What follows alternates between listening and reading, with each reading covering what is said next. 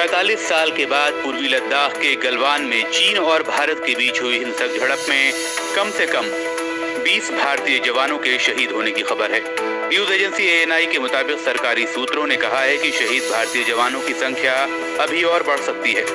बताया जा रहा है कि बहुत से घायल जवानों का इलाज चल रहा है। इससे पहले खबर आई थी कि सोमवार रात दोनों देशों की सेनाओं के बीच हुई हिंसक झड़प में भारतीय सेना के कमांडिंग अफसर, एक कर्नल और 2 जवान शहीद हुए हैं। तो उधर ANI ने दावा किया है कि उसे सूत्रों से ये खबर मिली है कि LAC पर झड़प में चीन के 43 सैनिकों की या तो मौत हुई है या वो गंभीर रूप से घायल हुए हैं। वहीं रक्षा मंत्री राजनाथ सिंह और विदेश मंत्री S जयशंकर ने प्रधानमंत्री को पूरे मामले से अवगत कराया है।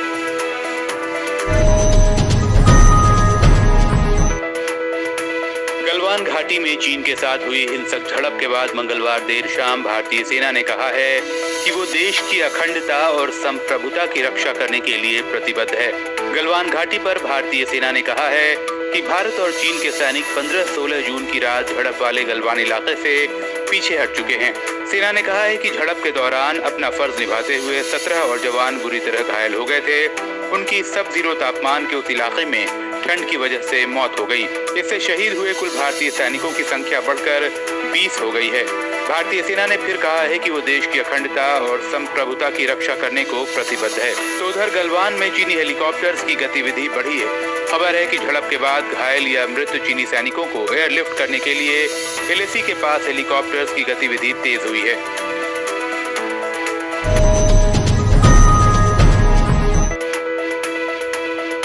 लद्दाख की गलवान घाटी में भारत और चीनी सैनिकों के बीच हुए संघर्ष पर भारतीय विदेश मंत्रालय की तरफ से आधिकारिक बयान जारी कर दिया गया है। भारत ने कहा है कि चीन ने यथास्थिति बदलने की कोशिश की, जिसकी वजह से झड़प हुई और दोनों देशों को नुकसान हुआ। भारत ने कहा कि चीनी सैनिकों की तरफ से अपनी लोकेशन चेंज करने पर विवाद हुआ, जिसमें दोनों देशों ने सैनिकों को खोया। विदेश मंत्रालय ने कहा कि अगर चीन पहले तय हुए समझौतों पर कायम रहता तो इस घटना को टाला जा सकता था। भारत ने एक बार फिर दोहराया कि वो सीमा पर शांति के हक में है और जो भी विवाद है उनका बातचीत के जरिए हल निकालना चाहता है। लेकिन साथ ही भारत अपनी संप्रभुता और क्षेत्रीय अखंडता को लेकर भी सचेत है। विदेश मंत्रालय ने कहा कि भारत की सभी गतिविधि LAC पर भारतीय तरफ होती है और हम चीन से भी ऐसी ही उम्मीद करते हैं। वहीं खबर ये भी है कि चीन के उप विदेश मंत्री ने बीजिंग में भारत के राजदूत विक्रम मिस्री से मुलाकात की है। लद्दाख की गलवान घाटी में भारत चीन सेना के बीच हुई हिंसक झड़प के बाद अब चीन शांति का राग अलाप रहा है। चीन के विदेश मंत्री वांग यी ने कहा है कि दोनों देश बातचीत के जरिए दो तरफा मुद्दे को सुलझाने पर राजी हो गए हैं। वांग यी ने ये बातें चीन के सरकारी अखबार ग्लोबल टाइम्स से कही हैं। ग्लोबल टाइम्स के अनुसार चीनी विदेश मंत्रालय प्रवक्ता जाओ लिजियान ने बीजिंग में कहा है कि चीन ने भारत के पास विरोध दर्ज किया है और कहा है कि भारतीय सैनिक सीमा का उल्लंघन न करें। इस बीच लद्दाख में LAC पर भारत और चीन की सेनाओं में मेजर जनरल स्तर के अफसरों की बातचीत शुरू हो गई है।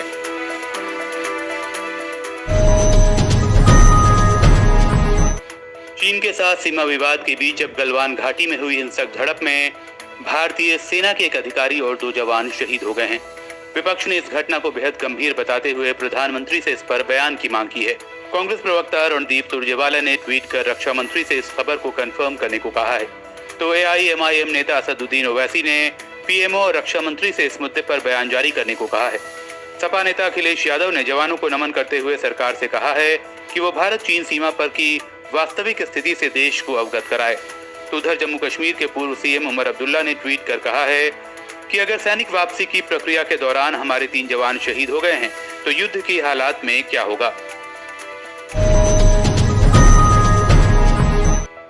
संयुक्त राष्ट्र के सेक्रेटरी जनरल एंटोनियो गुटेरेस ने भारत चीन सीमा पर हुई हिंसक झड़प में सैनिकों के मारे जाने पर गहरी चिंता जताई है। उनके प्रवक्ता एरी कनिको ने गुटेरेस की ओर से अपील जारी करते हुए कहा है कि LAC पर दोनों पक्ष अधिकतम संयम बरतें। UN चीफ ने कहा कि हम हिंसक झड़प की खबरों से बेहद चिंतित हैं, लेकिन अच्छी बात यह है कि दोनों ही देश बातचीत के जरिए टेंशन को कम करने और मसले को सुलझाने की कोशिश कर रहे हैं।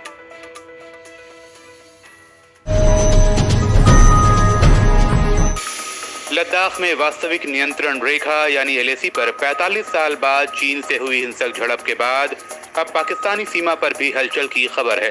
पुंछ जिले में नियंत्रण रेखा के उस पार 2 दिन से पाकिस्तानी सेना की हलचल काफी बढ़ गई है। खबरों के मुताबिक पाकिस्तानी सेना की गाड़ियों के काफिले हेडलाइट बंद कर आते देखे जा रहे हैं।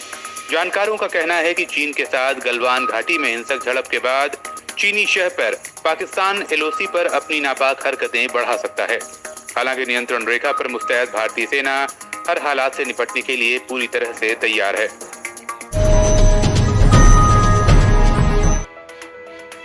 LAC की हालात को लेकर प्रधानमंत्री के आवास पर जारी कैबिनेट कमेटी ऑन सिक्योरिटी यानी CCS की बैठक खत्म हो गई है। इस बैठक में गृह मंत्री अमित शाह, रक्षा मंत्री राजनाथ सिंह, वित्त मंत्री निर्मला सीतारमण और विदेश मंत्री S जयशंकर भी मौजूद थे। मीडिया रिपोर्ट्स के मुताबिक बैठक में चीन सीमा पर बने ताजा हालात की समीक्षा और आगे की रणनीति पर चर्चा की गई। बैठक के बाद केंद्रीय गृह मंत्री अमित शाह और प्रधानमंत्री नरेंद्र मोदी के बीच अलग से भी मंत्रणा हुई।